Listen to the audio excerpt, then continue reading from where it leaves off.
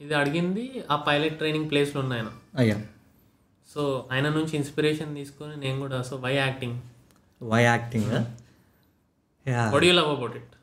అంటే ఎవడన్నా ఏదన్నా చూస్ చేస్తాడు ఎందుకు మా ఐదర్ డైలీ నేను అది చేస్తే ఎంజాయ్ చేస్తాను, లేకుంటే పీస్ఫుల్ లైఫ్, ఆర్ అది చెయ్యడంలో చాలా ఎక్కువ ఎంజాయ్మెంట్ ఉంది సంథింగ్ లేదా. సో నాకు చిన్నప్పటి నుంచి ఆర్డినరీ లైఫ్ నచ్చదు.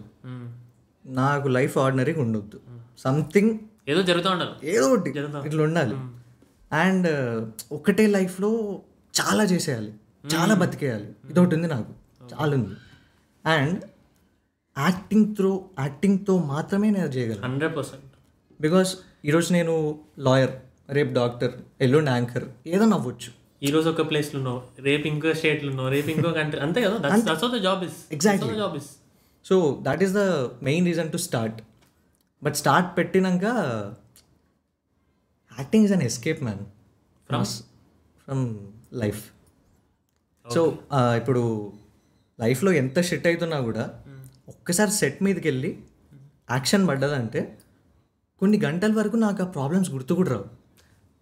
Escape is between action to cut or escape is between the time your on set. Time I'm on set. మళ్ళీ ప్యాకప్ అయిపోయి బయటకు వచ్చినప్పుడు ఓ షిట్ ఇప్పుడు మళ్ళీ లైఫ్ ఫేస్ చేయాలా, ఇప్పుడు వాడి కాల్ బ్యాక్ చేయాలా, అసలు మర్చిపోతా నేను.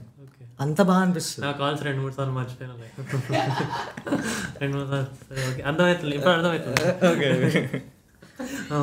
సో యా, అదొకటి. I want to live many lives and yeah I enjoy acting. అదేందో మస్త్ అనిపిస్తుంది. Enjoyment on set and off set. ఇప్పుడు ఈరోజు కూడా నేను వచ్చే ముందు నా నెక్స్ట్ ఫిల్మ్ది స్క్రిప్ట్ ప్రాక్టీస్ చేస్తున్నా. అది చేస్తున్నంతసేపు అదొక మజా. ఆ స్క్రిప్ట్ చదువుతూ అంటే you try to live some other life కదా. ఆ క్యారెక్టర్కి నువ్వు ఒక లైఫ్ ఇవ్వాలనుకుంటావు.